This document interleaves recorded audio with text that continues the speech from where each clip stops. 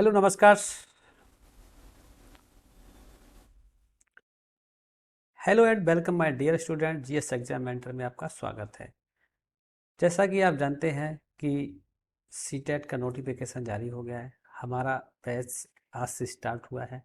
तो हमारा जो पहला आज बैच है मैथ का, पहला जो लेक्चर है आज, इसमें हम बात करेंगे नंबर सिस्टम की।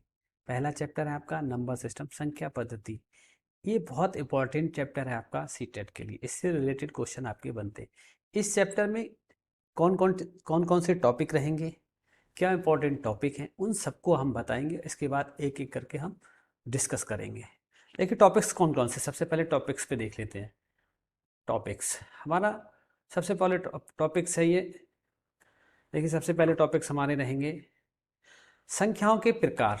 संख्याओं के प्रकार सबसे पहले प्राकृतिक संख्याएं। देखिए प्राकृतिक संख्याएं किसे कहते हैं, ये होगा। फिर पूर्ण संख्याएं होगा। पूर्ण संख्याओं के बाद आएगा पूर्णांक, परमेय संख्याएं। फिर आएगा अपरमेय संख्याएं, सम व विषम संख्याएं, अभाज्य संख्याएं, सहभाज्य संख्याएं। ये आपका हो जाएगा आरोही एवं अवरोही क्रम, जातीय मान एवं स्थानीय मान, दिए गए आंकड़ों से सबसे छोटी व बड़ी संख्या बनाना, स्थानीय मान, विविधता के नियम, इकाई का अंक ज्ञात करना, और गुणा के प्रश्नों में इकाई अंक। ये बहुत सारे आपके रूल्स हैं। ये आपके सारे टॉपिक्स में, इन सारे टॉपिक्स पर आप कवर करने के बाद आपका ये जो चैप्टर है वो कंप्लीट हो जाएगा। चलिए अब हम बात करेंगे बिना किसी देरी के संख्याओं के प्रकार। हमने जैसा कि बताया था, सबसे पहले बात करेंगे किसकी, प्राकृतिक संख्याओं की। देखिए प्राकृतिक संख्याएं किसे कहते हैं, जैसा कि आप जानते हैं, आज तक पढ़ा भी होगा प्राकृतिक संख्याएं किसे कहते हैं। देखिए वे सभी संख्याएं, वे सभी संख्याएं जो एक से लेके नंबर 1, एक से स्टार्ट हो और अनंत तक आने वाली सभी संख्याएं क्या कहलाएंगी, आपकी प्राकृतिक संख्याएं कहलाती हैं। या यूं कह सकते हैं कि जीरो को छोड़कर, शून्य को छोड़कर सभी संख्याएं आपकी क्या संख्याएं, ये जो आएंगी जीरो को छोड़कर 1 2 3 4 5 अनंत तक, वो सभी संख्याएं आपकी कौन सी संख्या हो जाएंगी, प्राकृतिक संख्या हो। जैसे उदाहरण आपको दे रखा है 1 2 3 4, ये डैश आपको दे रखी है, ये सभी प्राकृतिक संख्या। अगर इसके अलावा भी और भी लिखना चाहें, अगर हम ऐसे मान लो लिखते हैं 123 456 900 100 785, इस तरह से कितनी भी संख्या निकली, ये सारी की सारी संख्या आपकी क्या हो जाएंगी, प्राकृतिक संख्या, नेचुरल नंबर हो जाएंगे। ठीक है। नेक्स्ट आपको टॉपिक है पूर्ण संख्याएं। पूर्ण संख्या, जैसा कि नाम है, आप देख रहे हैं पूर्ण संख्याएं। पूर्ण का मतलब क्या होता है, पूरी पूरी, कंप्लीट, कंप्लीट नंबर जिसे बोलते हैं। तो शून्य से लेकर अनंत तक की संख्याएं पूर्ण संख्या कहलाती है। जैसे आप जानते हैं अपूर्ण संख्याओं का मतलब क्या, पूर्ण संख्या मतलब कंप्लीटली। जैसे अब आप देख रहे हैं कि इससे पहले आपने जब प्राकृतिक संख्या पढ़ी तो उसमें शून्य नहीं आया था, शून्य नहीं आया था। अब पूर्ण संख्याओं में और प्राकृतिक संख्याओं में क्या अंतर है, यही अंतर है कि प्राकृतिक संख्याओं में, प्राकृतिक संख्याएं जो होती वो एक प्राकृतिक, देखिए फिर से अंतर सहित अगर पढ़ेंगे तो हम आराम से समझ लेंगे। प्राकृतिक संख्याएं, प्राकृतिक संख्या कौन सी थी, एक से लेके अनंत तक, ये थी। अब पूर्ण संख्याओं की बात करें, इनमें दोनों में अंतर क्या है, वैसे एक जैसे समान है लेकिन कुछ अंतर है। क्या अंतर है, देखिए अब क्या है, जीरो से लेके अनंत तक, जीरो से लेके अनंत तक अंतर आपको समझ में आ गया कि प्राकृतिक संख्याएं जो स्टार्ट होती हैं वो 1 से स्टार्ट होती हैं, और पूर्ण संख्याएं कहाँ होती हैं, जीरो से स्टार्ट होती है। अंत तक इनफाइनाइट है, अनंत तक ही हो जाएंगे, अनंत तक दोनों संख्याएं, लेकिन स्टार्टिंग में थोड़ा सा अंतर होता है। प्राकृतिक संख्याएं फिर से नोट कर ले, समझ ले एक बार। प्राकृतिक संख्याएं एक से अनंत तक की संख्या प्राकृतिक संख्याएं, जीरो से अनंत तक की संख्या पूर्ण संख्या। अंतर आपको समझ में आ गया, ठीक। नेक्स्ट है आपका पूर्णांक। पूर्णांक किसे कहते हैं, इंटीजर। ऋणात्मक अनंत से शून्य तक एवं शून्य से अनंत तक संख्याएं पूर्णांक कहलाती। देखिए ऋणात्मक अनंत का मतलब आप समझ रहे हैं कि माइनस इनफाइनाइट से कहाँ तक आए, जीरो तक, और जीरो से इनफाइनाइट तक, ये सब संख्या क्या करें। जैसे आप देख रहे हैं कि यहाँ -4 -3 -2 -0 सॉरी -1 फिर 0 फिर 1 2 3 4, ये आपकी ये सभी संख्या क्या करें आपके पूर्ण। अगर ऐसे और देखना चाहें तो देख लिए। अगर हम यहाँ से -10 से स्टार्ट, -10 -9 -8 -7 -6 -5 -4 और -3 -2 -1। अब इसके बाद -1 के बाद क्या नंबर आएगा, 0 आएगा, ये ध्यान रखेंगे। अब क्या आएगा 1 2 3 4 5 6 7 8 9, ये चलता रहेगा आपका। तो अब आप समझ गए कि पूर्णांक कौन से होते हैं, प्राकृतिक संख्याएं कौन सी होती है, और पूर्णांक किसे कहते हैं, और पूर्ण संख्या कौन, ये तीनों चीजें आप समझ गए होंगे अच्छे से। नेक्स्ट टॉपिक आपका है परमेय संख्या है। परमेय संख्या है, देखिए पहले डेफिनेशन देखेंगे।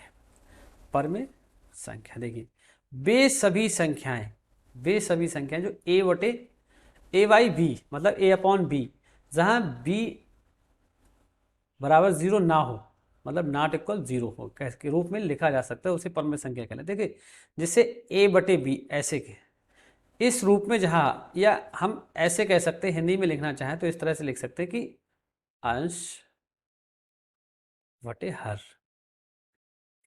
ये इस तरह से लिख सकते, मतलब जिन संख्याओं को, जिस नंबर को हम अंश और हर के रूप में लिख सकते हैं, वो संख्या क्या कहलाएंगी, परमेय संख्या कहलाएंगी। अब इसके साथ साथ एक कंडीशन क्या होती है कि हर नॉट इक्वल 0, मतलब हर का जो मान होगा वो 0 के बराबर नहीं होगा। आई मीन यहाँ पे लिख सकते हैं बी नॉट इक्वल 0, बी का मान 0 नहीं होगा। आगे बात समझ में, यहाँ पर लिखा 2/1 4/1 5, और सारे लिख सकते हैं, 21/15 या 7/30, और लिखना चाहो तो 101/99। आप कितने भी संख्याएं लिख सकते हैं, ये सभी की सभी आपकी जो संख्याएं होंगी वो क्या कहलाएंगी, परमेय संख्या कहलाएंगी, जो अंश बटे हर के रूप में लिखी हुई होती हैं और जिसमें हर 0 के बराबर नहीं होता है। परमेय संख्याओं में कभी भी हर का मान 0 नहीं होगा, ये चीज़ हम नोट कर लेंगे। एक एक चीज़ मैं आपको बिल्कुल डीपली बता रहा हूँ, आप अपना नोटिस करते हुए चलें ताकि आपको दिक्कत नहीं आएगी। अभी मैं बता रहा हूँ, इसके बाद आपको प्रैक्टिस भी कराया जाएगा। नेक्स्ट है अपरमेय संख्याएं। अब अपरमेय संख्या किसे कहते हैं, अब देखिए होता वही है। अब अब आप परमेय संख्याएं, अभी क्या था, देखिए परमेय में आप देखा था, परमेय में क्या देखा था कि जिन्हें ए बटे बी के रूप में लिखा गया था, इस रूप में लिखा गया था, आपको याद होगा अभी पढ़ाया था। अब अपरमेय की बात करेंगे, अपरमेय की बात करेंगे तो इन्हें ए बटे बी के रूप में नहीं लिखा जा सकता है। आ गया समझ, अंतर समझ में आ गया। जब अंतर मैं ये अंतर लेकर क्यों चल जाऊं, अंतर इसलिए लेकर चला, अंतर से जो होता है समझना आसान हो जाता है, लॉजिकल हो जाता है। लॉजिकल हो जाएगी कोई चीज़ तो हम उसे समझ आसानी से सकते हैं। तो परमेय और अपरमेय में आप समझ गए कि परमेय संख्याओं को अंश बटे हर के रूप में लिखा जा सकता है, या यूँ कहें कि अंश बटे हर के रूप में जो संख्याएं लिखी जाती हैं उन्हें परमेय संख्या कहते हैं, और जो अंश बटे हर के रूप में नहीं लिखी जा सकती उन्हें अपरमेय संख्या कहते हैं। ठीक है, ये देखो ए बटे रूप के रूप में नहीं लिख सकते, उन्हें अपरमेय संख्या कहते हैं। जैसे √3 √4, ये बहुत सारी संख्याएं हैं। अंडर रूट और लिखना चाहें, हम एग्जाम पे लिखना चाहें तो √7 हो गया, √11, √21, अंडर रूट कितना भी लिखते चले जाओ आप, बहुत सारी संख्याएं आपकी ये हो जाएंगी।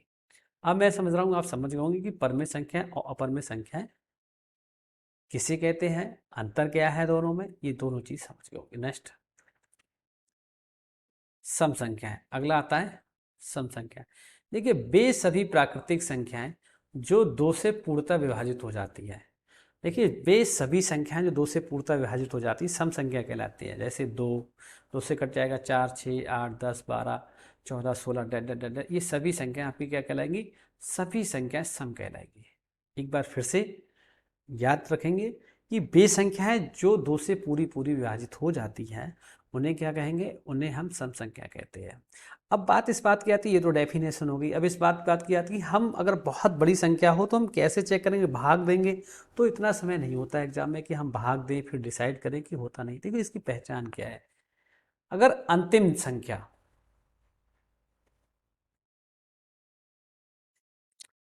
संख्या जो हमारी है क्या हो, 0, 2, 4, 6, 8।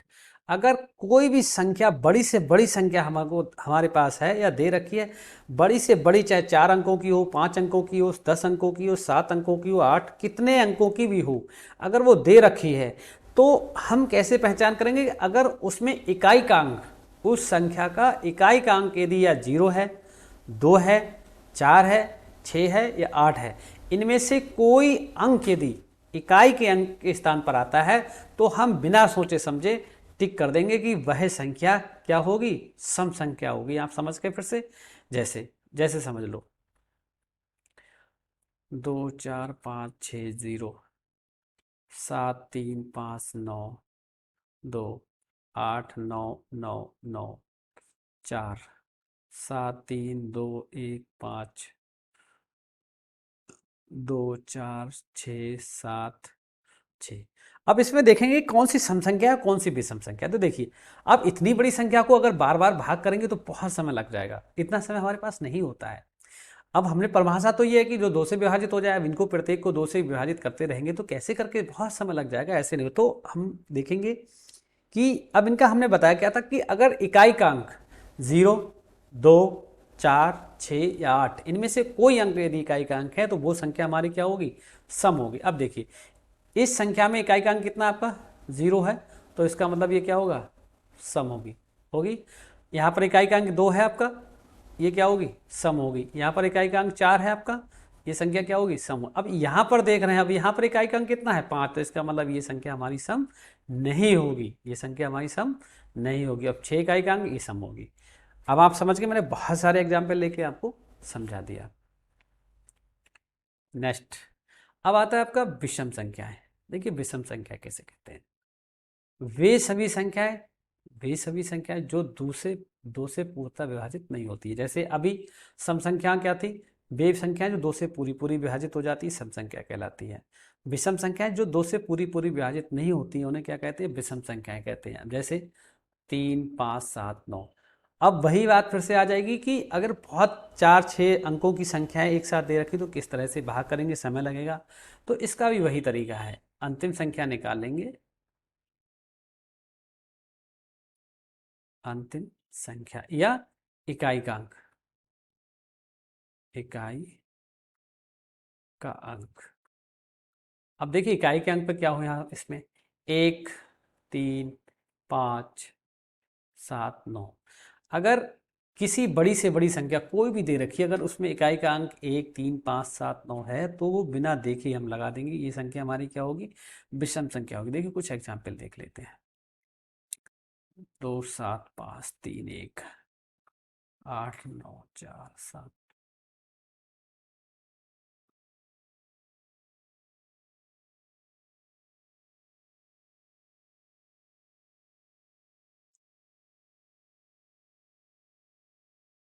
अब देखिए ये बहुत सारी संख्या हमें देख रही है, इसलिए ये देखना है कि कौन सी संख्या हमारी सम होगी या कौन सी। अब पहली संख्या देख, अब भाई अगर डेफिनेशन के अकॉर्डिंग चलेंगे तो फिर इसे 2 से डिवाइड करें।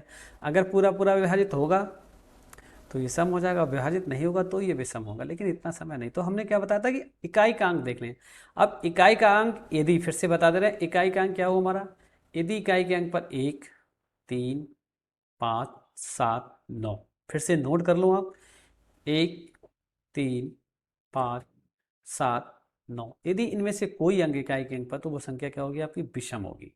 अब देखो इकाई के अंक पर यहाँ पर क्या है आपका, यहाँ पर क्या है आपका 1 है, तो इसका मतलब ये क्या होगी, विषम संख्या होगी। इकाई का अंक 5 है, विषम संख्या होगी। अब यहाँ पर 0 है, अब 0 हमने क्या, 0 आ रहा है जो, नहीं आ रहा, तो इसका मतलब 0 वाली संख्या जिसके इकाई के अंक 0 हो वो संख्या क्या होगी, विषम, सॉरी सम होगी। तो ये सम होगी। यहाँ भी इकाई का अंक 2, ये भी नहीं होगी विषम। तो यहाँ पर 3 है, तो इसका मतलब ये भी विषम संख्या होगी। अब मैं समझ रहा हूँ आप समझ गए कि सम संख्या विषम संख्या किसे कहते हैं, अच्छे से अंतर भी समझ गए आप। अगला आता है अभाज्य संख्याएं। देखिए ऐसी संख्याएं जो या तो खुद से विभाजित हो या फिर एक से, उन्हें अभाज्य संख्या कहते हैं। अब अभाज्य संख्या किसे कहते हैं? कह सकते हैं कि वे संख्याएं जो किसी से विभाजित नहीं होती है, जो किसी से विभाजित नहीं होती, वो सभी संख्याएं क्या कहलाती? अभाज्य संख्या कहलाती है।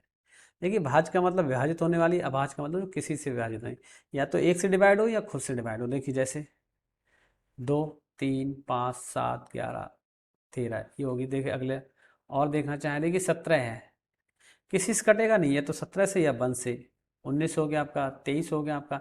इस तरह से बहुत सारी संख्या हैं जो आपकी अभाज्य संख्या कहलाती है। अब आप समझ गए अभाज्य संख्या किससे कहते हैं? क्लियर? नोट कर लो, आप कॉपी पेन उठा के लिखते चलो, नोट्स बनाते चलो, ये बहुत इंपॉर्टेंट होने वाला है आपके लिए। नेक्स्ट आता है भाज्य संख्याएं। भाज्य संख्या किसे कहते हैं? देखिए ऐसी संख्याएं जो एक से, एक के अतिरिक्त अन्य संख्याओं से विभाजित हो जाए, वो सभी संख्या कहलाएगी भाज्य संख्या। कह सकते हैं कि वे संख्याएं जो अन्य संख्याओं से भी विभाजित हो जाए, एक के अलावा किसी से विभाजित हो जाए, वो सब संख्या क्या कहलाएंगी? आपकी भाज्य संख्या। जैसे 4, 6, 8, 9, जैसे 4 है, अब 4 को हम 2 से भी विभाजित कर सकते हैं और 4 से भी। इसी तरह से 6 को 2 से भी कट जाएगा, 3 से भी कट जाएगा, 6 से भी कट जाएगा। इसी तरह से 8 2 से कट जाएगा, 4 से विभाजित हो जाएगा और 8 से भी विभाजित हो जाएगा। इसी तरह से 9 आपका 3 से भी विभाजित हो जाएगा और 9 से विभाजित होगा। इसी तरह से अगर हम ले लें, मान लो 15 है, तो 15 3 से भी विभाजित हो जाएगा आपका और 5 से विभाजित हो जाएगा और 15 से विभाजित हो जाएगा। तो ये विभाज्य होने वाली संख्या है। तो इसका मतलब एक के अतिरिक्त अन्य किसी संख्या से भी अगर कोई संख्या विभाजित हो रही है तो वो संख्या क्या विभाजित हो रही है, तो वो संख्या आपकी क्या कहलाएगी? वो आपकी भाज्य संख्या कहलाएगी। अब आता है सहभाज्य संख्या। दो प्राकृतिक संख्याएं सह अभाज्य कहलाएंगी यदि उनका मासा एक हो।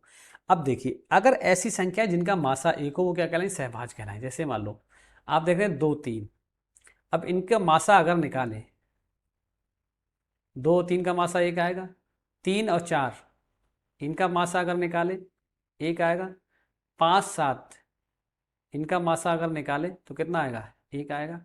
तो इस तरह से हम देख रहे हैं कि अगर इसी तरह से और चलें, इसी तरह से और अगर चलें, हम देखो यहाँ पर अगर और लेना चाहें तो यहाँ पर अगर 7, 8 ले लें तो यहाँ भी मासा कितना आ जाएगा? 1। तो जिनका मासा 1 हो वो सभी संख्या कहलाएंगी, सह अभाज्य संख्याएं कहलाएंगी। ठीक है, तो 7 और 11 होगा, क्योंकि 7 और 11 आ जाएगा आपका, क्योंकि 11 जो 8 होगा वो डिवाइडेशन हो जाएगा। अब आता है आरोही क्रम। आरोही क्रम का मतलब क्या होता है? आरोही, आरोही मतलब बढ़ता क्रम, बढ़ता। जिन संख्याओं को बढ़ते क्रम में लिखा जाए, सबसे पहले छोटी, फिर उससे बड़ी, फिर उससे बड़ी, तो वो संख्या क्या कहलाएगी? आरोही क्रम कहलाता है। जैसे ये दे रखा है 12, 7, 8, 3, 10 ये दे रखा है, तो सबसे छोटी संख्या कितनी है आपकी? 3, नंबर 1 कर लो। उसके बाद छोटी संख्या कितनी है? 2 कर लो। फिर 8, 3 कर लो। फिर 10, 4 कर लो। फिर 5, अब इसका मतलब उठा लो, सबसे एक पर कौन? 3, फिर 2 7, फिर 8, फिर 10, फिर 12। तो इस तरह से बढ़ते क्रम में लिखी लिखी संख्याओं क्या कहलाते हैं? आरोही क्रम कहलाते हैं। अगला आता है अवरोही क्रम। अवरोही क्रम वे संख्या जिन्हें घटते क्रम में लिखा जाता है। जैसे यही लिखा है तो सबसे बड़ी संख्या पहले आएगी, 12 बड़ी है, फिर 10, फिर 8, फिर 7, फिर 1। आरोही अवरोही एक दूसरे के उल्टे क्रम होते हैं। आरोही क्रम में बढ़ते क्रम में लिखा जाता है संख्याओं को, और अवरोही क्रम में घटते क्रम में लिखा जाता है। अगला है स्थानीय मान। देखिए स्थानीय मान किसे कहते हैं? स्थानीय मान क्या होता है मैं आपको बता दूं। जैसे 557 है। अब जातीय मान, अब यहाँ पर कहा जाए कि स्थानीय मान और जातीय मान में अंतर क्या है। अगर कह दिया जाए कि 6 के स्थानीय मान और जातीय मान में अंतर क्या है। देखिए स्थानीय मान किससे कहते हैं? सबसे पहले स्थानीय मान बताएंगे हम आपको। स्थानीय मान होता है कि जो स्थान का अंक सबसे पहले जो इकाई का आएगा उसे सेम लिखेंगे। इकाई का 1 हो गया, फिर अब ये 6 है, जो इकाई पे आ गया तो अंक लिखेंगे 1 से, इकाई का 1 होता है तो 1 से गुणा, तो 7 एकम 7 आ गया। अब 6 लिखेंगे, दूसरा अंक कितना? अब ये दहाई पे है तो 10 से तो कितना हो जाएगा 60। 5 किस में आ रहा है आपका सैकड़ा पे, तो 100 से गुणा, तो ये 500 हो गया। तो इस तरह स्थानीय मान निकालने का ये तरीका। अब साधारण तरीके से हम कैसे निकालते हैं, अब इसी संख्या का है 5 6 7, इसी को ऐसे लिख लो। सबसे पहले क्या करेंगे कि सबसे पहले अंक को बिना शून्य के लिखेंगे, जैसा है वैसे इसके बाद जितनी संख्या आती चली जाएंगी उनके साथ एक जीरो बढ़ाते चले जाएंगे। ये क्रम होता है, ये तरीका होता है। अब देखो अगर यहाँ पर मान लो ये लिख लें 7, ये है, ये देख लीजिए आप। अब स्थानीय मान की बात करेंगे तो 5 को पहले लिखेंगे, इसके बाद हमने क्या जितने अंक आते हैं तो आप एक जीरो बढ़ाते चले जाइएगा। 9 के साथ एक जीरो, फिर 7 आएगा, फिर कितने 2 जीरो, फिर 8 आएगा, फिर कितने 3 जीरो। ये आपका स्थानीय मान हो गया। आप समझ गए स्थानीय मान क्या होता है। अब जातीय मान की बात होती है। अब देखिए अब 567 में अगर ये पूछा जाता है कि 6 के जातीय मान, 6 का जातीय मान, जातीय मान और स्थानीय मान में अंतर क्या होगा, तो देखिए 6 का जो स्थानीय मान होगा वो ये है 60। 6 का जो 6 का स्थानीय मान आपका कितना आएगा, इस वाले में स्थानीय मान कितना आएगा 60। अब स्थानीय मान जो आ गया। अब जातीय मान की बात करें, अब जातीय मान जो अंक होता है, जातीय मान हमेशा 6 होगा। अंतर की बात तो 6 आ जाएगा, जातीय मान 6 रहेगा, तो कितना आ जाएगा 54। अंतर कितना आ जाएगा 54। जातीय मान का मतलब जो अंक है वो वही रहेगा, उसमें कोई, अगर 5 है तो 5 जातीय मान है।